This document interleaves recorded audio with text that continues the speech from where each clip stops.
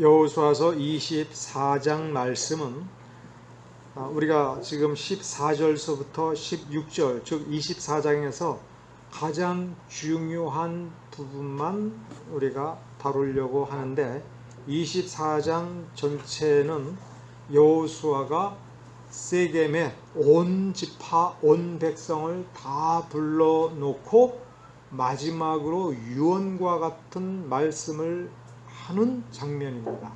그 장면에서 제일 중요한 부분을 오늘 선택했습니다.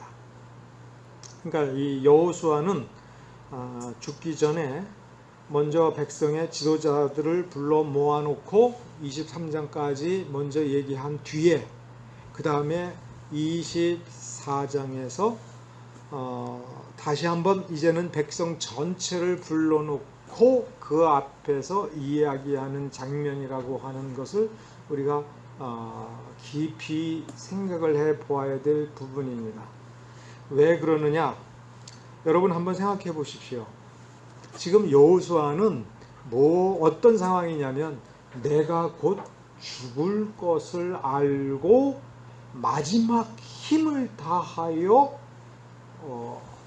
유언을 하는 장면입니다. 그러니까 우리 식으로 생각을 하면, 내가 더 늦기 전에, 내 정신이 더 혼미하기 전에 내 있는 마지막 힘을 다하여 내가 꼭 하고 싶은 말을 꼭 해야겠다. 근데 이 때가 너무 늦으면 안 되겠죠. 왜냐하면 이 불러 모은 사람들이 다 쳐다보고, 아유, 우리 늙은 아저씨, 우리 늙은 할아버지 정말 가실 때가 됐구나, 이 생각만 하면 그 유언은, 아유, 얼마나 답답했으면 저렇게 얘기하시고 저러실까, 불쌍한 눈으로 바라보면 그 유언이 힘 있는 유언이 되겠습니까? 사람들에게 뭔가 강렬한 메시지를 주어서 그 메시지를 받으면서 좀 충격을 받고, 내가 정말 이 말씀을 명심해서 살아야겠다라고 얘기하려면 이 목소리에 힘이 있어야 되고 눈빛은 아직 강렬해야 될 때입니다. 그런데 본인이나 다른 사람들이나 다 이제 내가 곧 죽을 때다.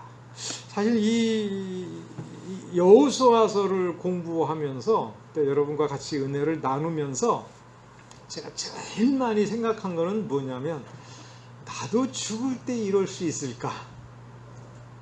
요즘 세상에 보면은 나이 들어가는 게 정말 두려운 세상 아닙니까? 왜 그러냐면, 아무리 건강해도 결국은 기운이 빠지고 정신이 흐리멍텅해지고, 그러면 세상에서 어떤 일이 벌어져요? 버리잖아요. 저는 우리 지지난주에 우리 조 집사님 어머님 보고 저는 감동했어요. 그 누워있는 모습이 참 깨끗할 때에, 이 양반처럼 이분처럼 깨끗하게 늙어야 돼, 이게 아니라 그 전부터 좀 병환이 있으시고 한데 그분이 깨끗하게 누워있다는 건 그분의 그 주름이라든가 이런 것이 없고 얼굴이 맑은 것도 있지만 그분의 전신이 전체적으로 보면 깨끗하잖아요. 여러분, 이 못된 자식들이 부모를 모시는 거를 보면 잘한다 하지만 피할 수 없는 게, 예를 들면 욕창 아닙니까? 욕창이 없이 온몸이 정말 숨을 마지막으로 멈출 때까지 깨끗하게 어떻게 자기가 자기를 간수할 수 있겠습니까? 죽어가는 그 침상에서. 그러니까 자식들이 애정을 쏟는 거죠. 다 바쁘고 여러 가지 힘든 것이 있을 때. 그런데 예전에는 대식구니까 이 식구가 나를 못 돌보아주면 다른 식구가 돌보아주잖아요. 근데 요새는 식구가 여럿이더라도, 자식들이 여럿이더라도 다 뿔뿔이 살고, 다 부부가 일을 하고, 다 돈을 벌어야 되고, 그 다음에 소홀해지잖아요. 그러니까 요새는 점점 요양원이 고려장 하는 곳처럼 되어버리고, 거기다 맡겨놓고 돈 줬으니 알아서 하겠지 하면서 소홀히해지니까 거기에서 점점 더 외로움 때문에 질병도 정신적으로 더 문제가 생기지 않습니까? 야, 예수 믿고 하나님 섬기는 사람이라면 어쨌든 간에 마지막 순간까지 정신 똑바로 챙기고 내 몸은 내가 간수하다가 씩씩하고 건강하다가 야 이제 내가 곧 죽을 거니까 안녕 하고서 그냥 바로 이 세상을 하직하고 하나님께로 가는, 참 그랬으면 좋겠는데 그게 정말 어렵지 않습니까? 근데 여호수아는 보니까 모세도 그렇고 그렇죠. 죽기 직전까지 정신이 또렷하고 기운이 있어서 마지막으로 죽기 전에 그 높은 산꼭대기까지 올라간 사람이에요. 120세. 응? 여호수아가 마지막 죽으면서 온 정신을 다하여 이 백성들 앞에 하는 이야기가 뭐냐면, 오늘날 너희 섬길 자를 택하라라고 할 때 기운이 빠져가지고 오늘날 너희 택할 자를 택하라, 그 뭔 소리야? 지금 섬길 자를 택하라는 거예요. 뭐 말도 못 알아듣겠네. 이러면은 정말 감동을 받고 나 믿음 정말 끝까지 가져야지 이렇게 되겠습니까? 진짜 호령하듯이. 여러분, 오늘날 너희 섬길 자를 택하라. 나와 내 집은 여호와를 섬기겠노라. 이 얘기를, 나와 내 집은이라고 얘기한 이 얘기를 지금 누가 하고 있느냐면 내일이라도 죽을 사람이 하는 얘기예요. 내 집을 어떻게 책임을 지겠습니까? 내 집을. 내가 죽는데. 우리가 할 수 있는 말은 인간적으로 무슨 말이겠어요? 나는 이제 죽으나 내가 지금까지 섬긴 하나님을 내가 어떻게 섬겼고 나의 섬김을 하나님께서 어떻게 받아들여서 나에게 복을 주셨고 너희들에게 복을 주셨는지를 기억하여 너희들도 하나님 섬겨, 이런 식으로 말하는 것이 최선 아니겠습니까? 나와 내 집은 여호와를 섬기겠다라고, 우리 나와 내 집은 오늘날 섬길 자를 택한다, 이런 말로 이 온 백성에게 도전을 하고 있는 겁니다. 그러니 이 정말 내일이라도 죽을 수 있는, 내일 죽을지도 모르는, 그리고 이 백성들이 내일이라도 죽으실 분 하면서 모였을 때의 그 목소리는 여전히 얼마나 멋지겠습니까? 그러니까 이 여호수아는 이 24장, 23장, 24장에서 우리에게 예수 믿으려면 이렇게 세게 믿으라, 지금 그 세기를 얘기하는 게 아닙니다. 이 세진 게 어디서 왔느냐? 이 세진 게 어디서 왔느냐? 여호수아가 지금까지, 지금 죽음을 바로 눈앞에 둘 때까지 무엇으로 살았느냐라고 하는데, 그 믿음, 그리고 믿음은 뭐예요? 인격이라는 얘기예요. 그 믿음이 인격으로 충분히 드러나지 않는 한 지금 여호수아가 내 집은 여호와를 섬기겠다라고 자신 있게 말할 수가 없는 겁니다. 여호수아가 이 자리에서 이 말을 할 때에 그가 가장 조심한 것이 무엇이었는지 오늘 이 본문에서 우리는 알 수가 있는 거예요.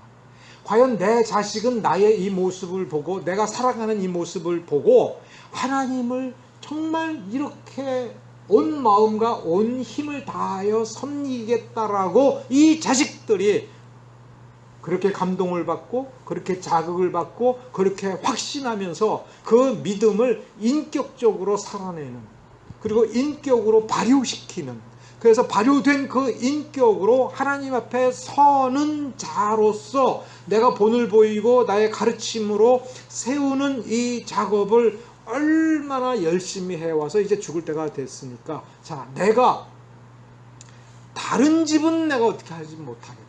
그러나 내 집을 봐다오. 내 집만큼은 내가 하나님을 전적으로 선택하여 믿는 그 가문으로 세우는데 내가 힘써서 이만큼을 해왔다. 이제 너희들도 그렇게 했으면 좋겠다. 택하라. 이렇게 여호수아가 도전을 하고 있습니다. 너희가 섬길 자를 오늘 택하라. 나와 내 집은 여호와를 섬기겠다라고 하는 이 말은 지금까지 여호수아가 어떻게 살아왔는가를 보여주는 말인 동시에 이제 이 여호수아서가 끝나는 이 자리가 어떤 자리예요? 여호수아 자신이 죽은 뒤에 펼쳐질 시대가 어떤 시대냐라고 하는 것을 명백하게 갈라서 이제 이 백성들에게 도전을 또한 주는 것입니다. 이제부터 펼쳐지는 시대는 무슨 시대냐? 모세 시대가 끝났다. 모세 시대는 무슨 시대냐?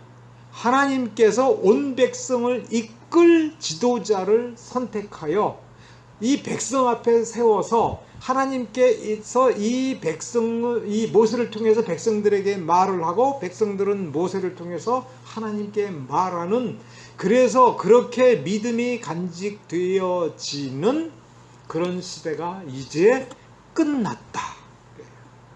이제부터는 어떤 시대예요? 직접 하나님을 섬기고 하나님의 말씀을 직접 실행하는 그런 시대인 거예요. 그러니까 사사 시대의 실패는 모세나 여호수아나 갈렙과 같은 지도자가 나타나지 않고 그들보다도 열등한 사사들이 와서 잘하면 성공하고 못하면 실패하는 자기소견대로 믿는 그런 그렇게 흘러간 것이 아니라 원래가 하나님께서 이 모세를 한 단위에, 즉 여호수아의 이 시대도 모세 시대에 포함시켜서 지도자를 통해서 이끌어가고 백성들은 지도자를 바라보고 백성들은 지도자에게 물어보고 시키는 대로 하면 되는 그런 시대였다가 이제 이 시대를 마감하고 좀 더 업그레이드된 시대를 하나님께서 열어주시는데 그 시대에 성공하려면 각자가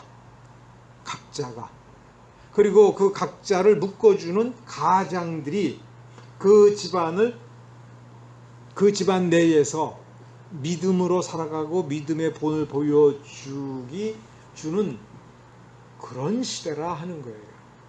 그러니 지금까지는 그 말의 표현을 보면 14절서부터 16절의 표현을 보면 강 저쪽과 강 이쪽에서도 너희의 조상들이 우상을 섬겼다라는 얘기를 합니다. 그러니 이건 무슨 뜻이냐면 다 우상 섬겼다는 것도 아니고 이건 뭐냐면 종교적인 어떤 측면, 하나님을 섬기는 어떤 측면에 있어서 사람들의 약함을 아시고 그들이 어떤 물건을 만들고 어떤 우상을 만들어서 하나님 말씀과 병행할 때에도 어느 정도는 조금 봐주신 거예요. 이게 뭐하고 똑같은 거다 이렇게 생각하면 되냐면 천주교와 기독교를 한번 생각해 보세요. 여러분, 천주교하고 우리 개신교가 무슨 차이가 있습니까? 무슨 차이예요? 뭐 성례전 이런 얘기하는데 가장 큰 차이는 뭐냐면 약간의 우상 숭배를 죄 없다고 생각하고 마리아 상도 만들고 성자 상도 만들고 염주 돌리고 그러면서 내 공로로는 안 되니까 마리아의 공로를 빌리고 성자의 공로를 빌리고 거기에 기대는 겁니다. 그래서 성당에 가보면 이 성자나 예수님에 대한 어떤 그림을 성화라고 해가지고 그 그림을 놓고 그걸 쳐다보고 기도하지 않습니까? 자기네들 말로는 그거는 교육 목적상 장식으로 한다라고 하지만 그 장식이 예배당 안에 이렇게 만들어진 거예요. 예배당 안에 어떤 장식과 기물을 만들어 놓고 그 분위기를 만드는 거를 한번 생각해 보세요. 분위기를. 마치 뭐냐면 내가 믿음 생활을 하는데 내가 말씀을 읽고 내가 아무리 부족하고 아무리 무기력한 것처럼 보여도 내가 예수의 이름을 의지하여 말씀을 읽고 기도하면서 내가 인내하면서 하나님만 바라보는 믿음을 조금씩 키워가는, 그게 개신교의 믿음인 거예요. 무엇을 믿는 겁니까? 하나님의 능력을 믿는 거예요.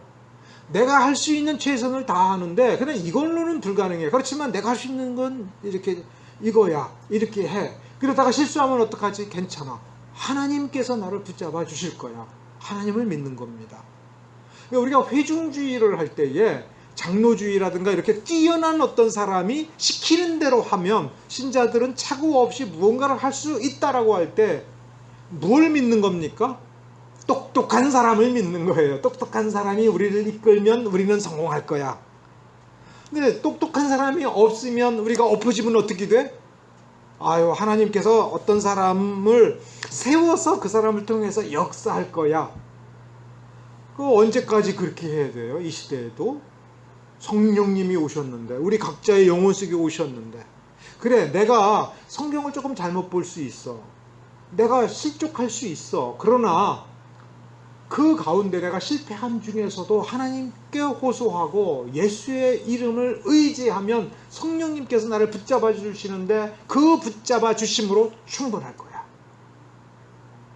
우리 가운데 지도자가 없어, 똑똑한 사람이 없어. 그러면 같이 모여서 성경 보고 기도하고 같이 토론하면서 어떻게 하면 좋을 것인가에 관하여 우리가 기쁨으로 한 답을 발견할 때까지 기다리고 기도하고 성경 연구하다 보면 하나님께서 어떤 방법으로든 우리를 이끌어 주실 거야. 우리가 실패해서 못 일어나더라도 그 실패 때문에 우리는 망하지 않을 거야 라고 하는, 누구를 믿는 겁니까? 그 하나님 믿는 겁니다. 지도자가 나타나길 기다리는 것이 아니라 하나님의 뜻을 우리가 확신하고 하나님의 때가 되어서 우리가 드디어 하나님의 도우심으로 말미암아 무언가를 해내서 이건 정말 하나님께서 하셨어 라고 하는 진실된 고백이 나올 수 있는 것, 그 하나님을 믿는 겁니다. 사사시대는 그런 것을 경험하고 그런 단계로 올라가는 거예요. 그래서 자, 모세라고 하는 지도자를 누가 키웠어요? 아버지가 키웠어요? 엄마가 키웠어요? 애굽 궁정에 가서 40년 왕자로서 교육을 받아가지고 그가 탁월했다고 하지만, 그래서 그 왕자로서 교육받은 그 실력을 가지고 어디 군대를 모아가지고 애굽에 쳐들어가가지고 이스라엘 백성들을 구해냈습니까? 애굽의 궁정에서 배운 것 가운데에 과연 이스라엘 백성을 출애굽시키는 데 도움이 된 게 뭐가 있습니까? 뭔 도움을 어디서 구해요? 모세가 배워서 한 것은 없습니다. 그러니까 모세라는 사람이 하나님을 똑바로 아는 과정에서 애굽 궁정교육은 쓸모가 있었겠지요. 그러나 정작 하나님의 일을 할 때에는 하나님께서 하시는 겁니다. 일일이 하나님께서 말씀하셨고 필요한 능력은 하나님께서 부어주셨습니다. 자, 장정만 60만 명이, 그러면 아무리 적게 잡아도 250만 명의 사람과 이 사람들이 끌고 나온 짐승떼가 광야에서 물이 없어서 목말라 죽겠다라고 할 때에 모세가 지팡이로 바위를 쳐서 물을 흘러 나오게 만들었지 않습니까? 그러니까 한번 생각해 보세요. 장정만 60만 명, 사람만 250만 명 최소한, 이들이 먹을 물이 그 샘 한 군데에서 나왔을 때 물이 얼마나 많이 나와야 되겠습니까? 쫄쫄쫄쫄 나와가지고 이게 되겠어요? 뭐 오색약수터만큼 물 나오면 300만 명이, 250만 명이 그거 마실 수 있겠어요? 그야말로 강물처럼 흘러야 되지 않겠습니까? 강물처럼 흐르려면은 그 바위가 터져서 물이 솟구쳐 나오는 그 힘과 그 구멍이 얼마나 커야 되겠어요? 그러면 모세가 무슨 검법을 익혀가지고서 그 지팡이로 세게 두들긴다고 그래가지고 그 엄청난 구멍이 뚫려지겠으며 거기서 엄청난 물줄기가 솟구쳐 나와서 온 백성이 바라보고 온 백성이 달려들어서 목을 축일 수가 있겠습니까? 그 모세의 지팡이의 통력이 아닌 거예요. 하나님의 능력. 근데 하나님께서 그 모세를 지도자로 일부러 세우셨고, 그 모세가 죽은 뒤에 쓰시려고 하나님께서 여호수아를 택하게 만들었고, 모세가 죽었을 때 그 여호수아를 불러서 하나님께서 모세와 동일한 능력을 내가 너에게 주고 내가 너와 더불어서 모세처럼 하시겠다라고 하나님께서 하신 것이지요. 그 여호수아가 죽은 뒤에는 하나님께서 여호수아나 모세 같은 사람, 갈렙 같은 사람을 민족의 지도자, 나라 전체의 지도자로 세우는 일을 중단하신 겁니다. 그러면서 각자 알아서, 그래서 각자는 어떻게 내가 맡은 가정, 내가 속한 이 가족이 하나님께서 말씀하신 대로 올바로 섬기는 그 믿음의 도를 스스로 실천하고 깨우쳐서 가르치고 지키는, 믿음을 지키는 그런 삶을 사는 단계로 이끌어 가시는 거예요. 여호수아는 그거를 아는 겁니다. 그래서 여호수아가 자기가 이 세상에서 운명을 할 때 기도하는 장면이 없습니다. 하나님, 이 민족에게 지도자를 주시옵소서, 모세 같은 사람 주시옵소서, 그런 기도가 없는 겁니다. 모세 같은 사람을 기다리라, 예언자를 기다리라, 그런 말 없는 겁니다. 다 이제는 그런 게 필요 없다. 너희들이 각자 하나님의 말씀을 붙들고 하나님의 말씀대로 믿는, 그리고 하나님을 의지하여 하나님만 기다리고 무슨 문제가 있든지 너희들이 직접 하나님께 기도하면 이 가나안 땅은 하나님의 나라가 된다. 하나님께서 복을 넘치도록 부어 주어서 다 풍요롭고 풍족하게 영광스럽게 사는 그 민족이 된다라고 하는 그 확신 속에서 이 말을 하는 것입니다. 그러면 뭐가 필요한가? 두 가지가 있습니다. 본질적으로는 하나입니다. 그게 뭐냐? 그 14절에서 16절 사이에서 제일 중요한 말, 여호와를 경외하라. 예, 경외하라는 이 말을 신학 사전에서 찾으면 안 됩니다. 이게 무슨 뜻인가를 그 앞에 14절까지, 그러니까 23장과 이렇게, 물론 여호수아 전체, 그럼 가장 중요한 핵심은 요 14절 앞에까지, 14절 앞에까지 그 내용에서 이 경외가 무슨 뜻이냐? 사실 그 경외라는 말을 히브리어로 야레라는 동사예요. 경외하다, 다른 말로 하면 떨라, 이거예요. 그러니까 무엇에 대해서 무서워서 떨어야 되느냐, 이 얘기예요. 하나님은 복도 주시지만 자기 말 안 듣는 사람들을 심판하고 멸하기까지 하시는 분이니, 이러한 권세와 능력을 가지신 분 앞에서 우리는 당연히 뭐예요? 떨어야 되는 거예요. 이 하나님께서 자, 이렇게 하면 복 주고 이렇게 하면 내가 멸망을 줄 거다. 하나님께서 어떻게 이 백성들을 멸망시키느냐라고 할 때, 우리는 멸망시킨다라고 할 때는 잔인한 죄를 생각을 하기 때문에 어떻게 그럴 수 있지? 선하신 분이?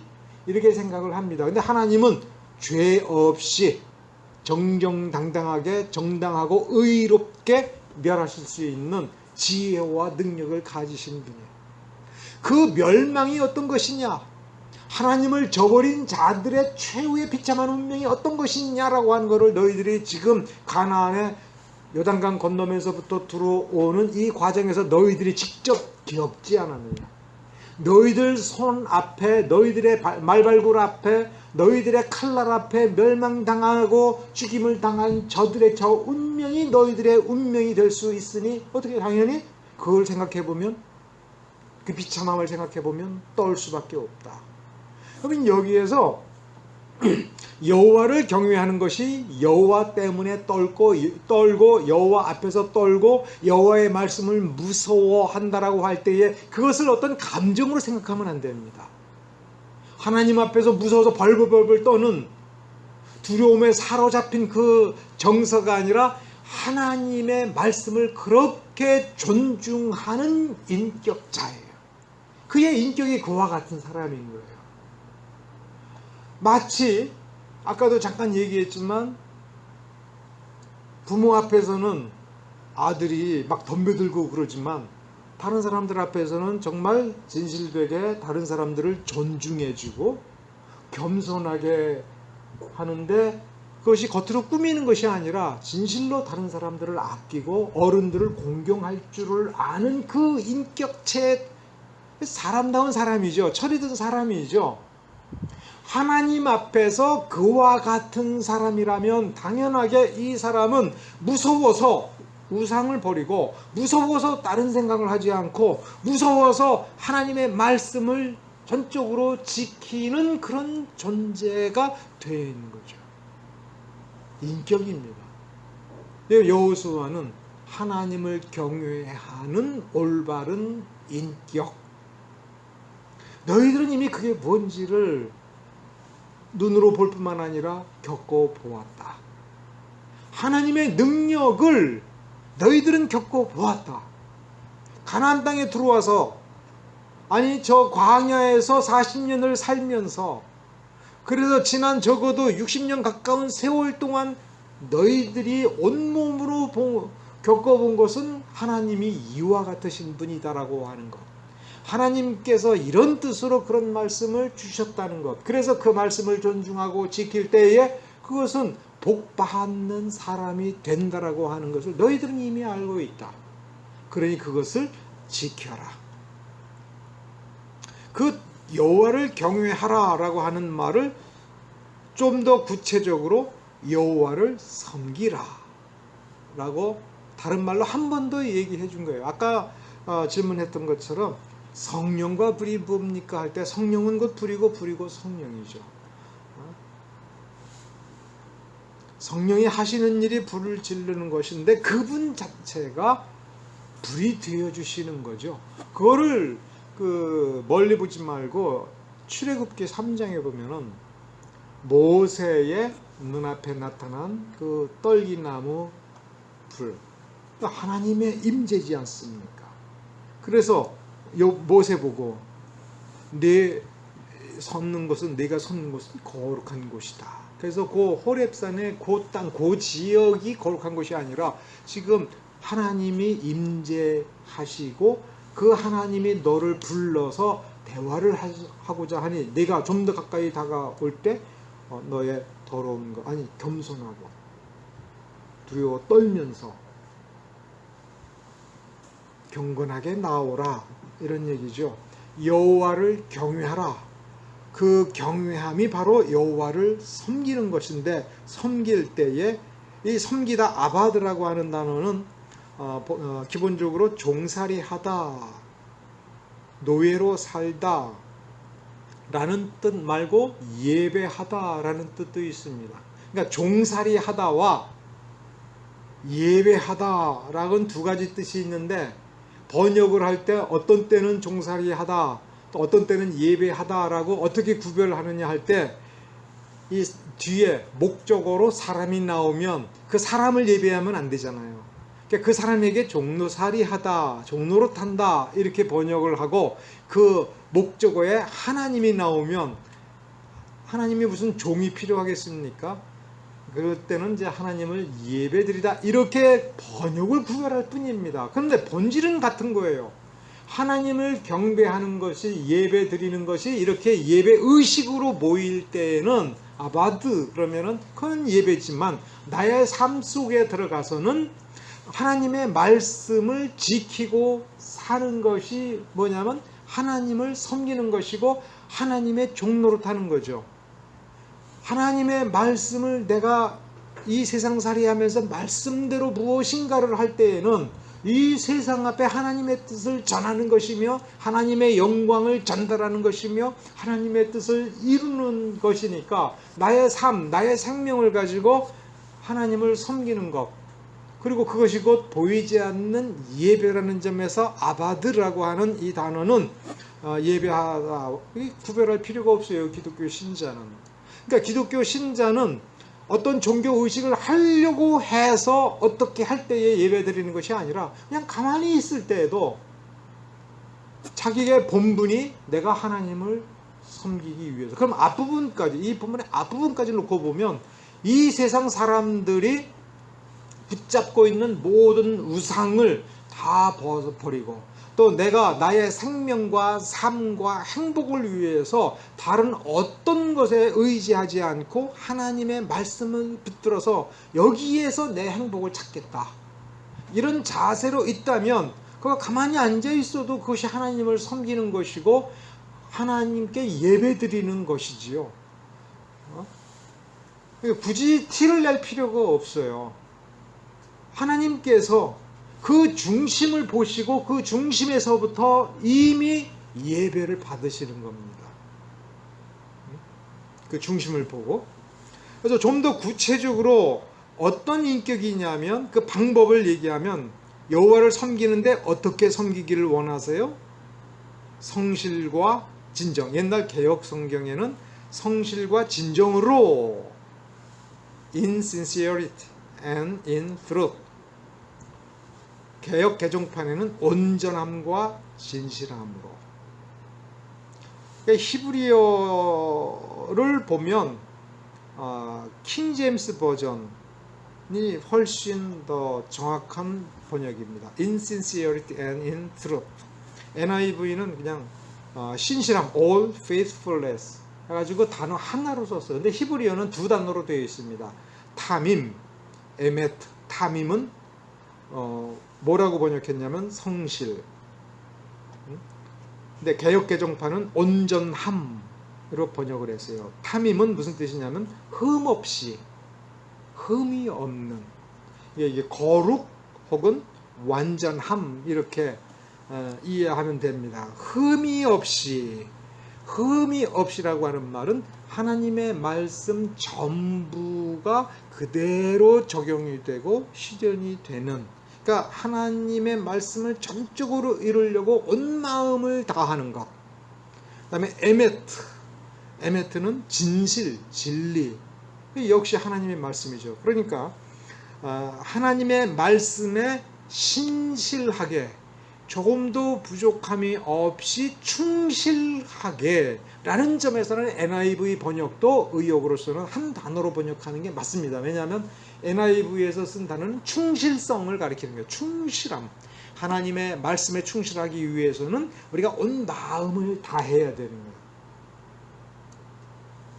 어떤 결과적으로 그의 행위에 흠이 없는지를 찾는 것은 바리새인들인데 그거는 못할 수 있어요. 그러나 적어도 마음만으로는 온 정성과 힘을 다하여서 하나님의 말씀을 그대로 이루어서 하나님의 그 뜻을 성취하려고 하는 것, 하나님을 섬기는 것이며 거기에 본질은 하나님의 말씀을 두려워하는 것이며 하나님의 말씀을 이루지 못하는 것을 두려워하는 그것입니다. 그러니까 여호와를 경외하라, 여호와를 섬기라, 성실과 진정으로 여호와를 섬기라 라고 하는 것은 지금 어떤 행위를 말하는 것이 아니라 그 어떤 인격을 가리킵니다. 그런 행위들이 나올 수 있는 그런 인격, 그런 인격을 좋아하고 배우는 하나의 가정, 그런 가정으로 나는 지금까지 세워왔다. 그러니까 여호수아가 지금 무엇을 자랑합니까? 내가 이렇게 이스라엘 백성 군대, 이스라엘 군대 전체의 최고 우두머리로서 속된 말로 가나안 땅을 정복하는 데에 있어서 내가 이와 같이 결정적인 공헌을 세웠다. 여기에 나의 자부심이 있는 것이다. 이게 전혀 아니라는 거예요. 그건 다 하나님이 하시는 거예요.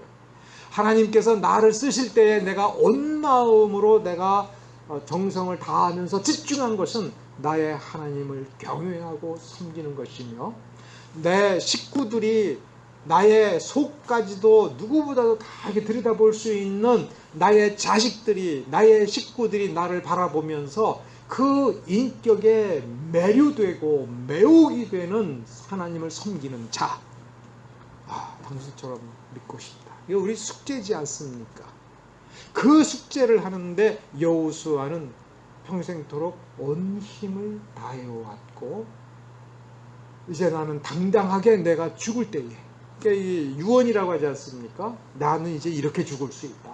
나는 여기서 죽을 수 있다. 얼마나 멋진 인생입니까? 이런 말입니다. 신자로서 나는 후회 없고 안타까운 것이 사실은 없다. 난 정말 내가 할 수 있는 거 다 했다. 그런 모델을 이 구약시대에 예수님의 그림자로서 여호수아를 이렇게 세워서, 그러면 예수님 믿으면서 사는 사람은 어떻게 날마다 살아가야 될 것인가에 대한 모델을 우리 앞에 보여주는 것입니다.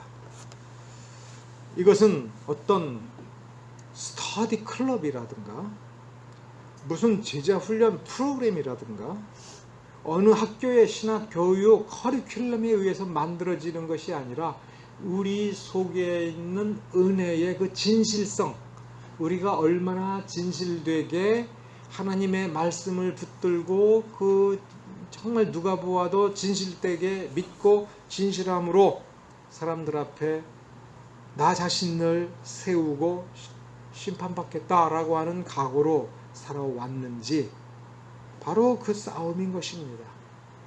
그러니 사실은 또 우리가 마지막으로 생각할 것은 여호수아가 우리에게 하나님의 그 참된 가정을 세우고 참된 믿는 자로서 살기 위한 그 도전은 어떻게 하는 것이냐 하면, 다른 어떤 인위적인 어떤 위대한 선배의 어떤 경험이 아니라, 만일에 그것이 정말 인간들이 믿음을 배울 수 있는 최선의 길이었으면 여호수아는 그렇게 얘기했을 겁니다. 내가 오늘 이렇게 자랑스럽게 내 죽음을 맞이할 수 있는 사람이 될 수 있었던 것은 나는 모세를 만났기 때문에 그렇습니다. 나는 모세의 제자였기 때문에 모세를 그 종과 같이 쫓아다니면서 일거수일투족을 통해서 그 모세를 통해서 훈련을 받았기 때문에 그러하니, 여러분은 나를 따라다니면서 나한테 이렇게 지도를 받았고 이렇게 훈련 받았으니 나를 잊지 마십시오. 이렇게 얘기했을 겁니다. 근데 그렇게 얘기하지 않았어요. 어떤 인간적인 스승, 어떤 인간적인 프로그램, 어떤 다 그런 사람의 경험을 모아놓고 거기서 또 배우는 것은 매우 인간적인 방법이고 하려면 하지만, 그러나 그것이 본질이 아니라 하나님의 말씀을 통해서 하나님과 정면으로 만나는 거예요. 섬긴다는 말에 거기가 있어요. 섬기려면 하나님 앞으로 나가야죠. 하나님 앞으로 나아가서, 또 나아가는 방법이 뭐냐면 하나님의 말씀이에요. 지금 주어진 하나님의 말씀을 붙들고 하나님 앞에 나아가서 하나님 앞에 엎드리는 겁니다. 하나님 앞에 직접 나아가는 겁니다. 이렇게 하나님의 말씀을 통해서 자기가 부딪혀서 자기를 가다듬으면서 매일 매 순간 하나님 앞에 서는 거예요. 매일 매 순간 하나님을 섬기는 거예요. 그러면 그의 삶에는 마치 종이니까 마음대로 할 수 있는 자유가 없는 것처럼 보이지만, 문제는 하나님께서 변화시켜 주시고 하나님께서 복을 주시는 겁니다. 이스라엘은 이렇게 살아가는 사람들이 이루어서 세우는 나라라고 하는 거예요. 하나님께서 원하시는 이 땅의 천국은, 이 땅의 강력한 하나님의 나라는, 이 땅의 강력한 교회는 바로 이러한 사람, 매일 매순간 진실되게 하나님의 말씀을 붙들고 그 진리를 가지고 또 하나님의 말씀을 신실하게 실천하여 섬기면서 하나님을 경외함을 온전히 드러내는 이런 사람들에 의하여 하나님의 나라가 이 땅에 살아있게 되는 것이고, 이렇게 하지 못하면 하나님의 그 능력과 하나님의 그 영광이 떠나가 버려서 너희들은 이 세상에 있는 다른 이방민족과 똑같이 된다. 그러면 거꾸로 다른 이방민족과 똑같이 되고 그들과 마찬가지로 이 세상에서 치고받고 싸우면서 능력이 안 나타나고 인간적으로 살아갈 때는 어디로 돌아가라? 하나님 앞으로 돌아가라. 신령과 진정으로 하나님을 섬기는 이 자리로 돌아가는데, 그건 멀리 있는 것이 아니고 무슨 스승에게 있는 것이 아니라 너희 자신이 그 있는 자리에서 그와 같이 하면 너희들이 사는 그곳이 하나님의 강력한 나라가 된다라고 하는, 그것이 여호수아가 죽음을 눈앞에 두면서 자신 있게 마지막으로 힘 있게 가르치고 있는 것임을 여러분 기억하시기 바랍니다. 기도하겠습니다.